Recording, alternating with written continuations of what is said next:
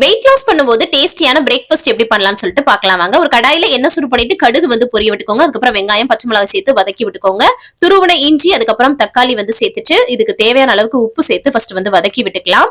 இதுல கருவேப்பிலை இருந்தா சேர்த்துக்கோங்க, என்கிட்ட இல்ல அதனால சேர்த்துக்கல. அதுக்கப்புறமா கட் பண்ணி வச்சிருக்க குடைமிளகாய் அதுக்கப்புறமா பச்சை பட்டாணி வந்து சேர்த்துட்டு இதை வந்து வதக்கி விட்டுக்கிறேன். இதுல கேரட் பீன்ஸ் கூட நீங்க வந்து சேர்த்துக்கலாம்.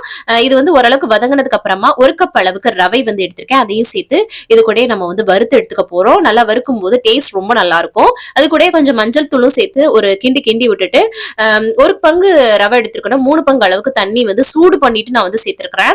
அதனால அந்த மாதிரி கிண்டி விட்டுக்கோங்க. தேவையான அளவு உப்பு சேர்த்துக்கோங்க. அதுக்கப்புறமா கடைசியா ஒரு 1/2 ஸ்பூன் அளவுக்கு நெய் சேர்த்திருக்கேன். இது எல்லா குவான்டிட்டிக்கும் சேர்த்து தான் வந்து சேர்த்திருக்கேன். ஏன்னா வெயிட் லாஸ் டைம்ல வந்து கம்மியான நெய் சேர்க்கணும் இல்லையா, அதனால நீங்க நார்மலா இருக்கீங்கன்னா நீங்க அதிகமா கூட சேர்த்துக்கலாம். அவ்வளவுதாங்க, சூப்பரா ரவை கிச்சடி வந்து ரெடி ஆயிடுச்சு. கடைசியில கொஞ்சம் கொத்தமல்லி தழை தூவினீங்கன்னா அல்டிமேட்டா இருக்கும். தேங்காய் சட்னியோட சர்வ் பண்ணுங்க, என்ஜாய் பண்ணுங்க. தேங்க்ஸ் ஃபார் வாட்சிங் ஃப்ரெண்ட்ஸ், பை.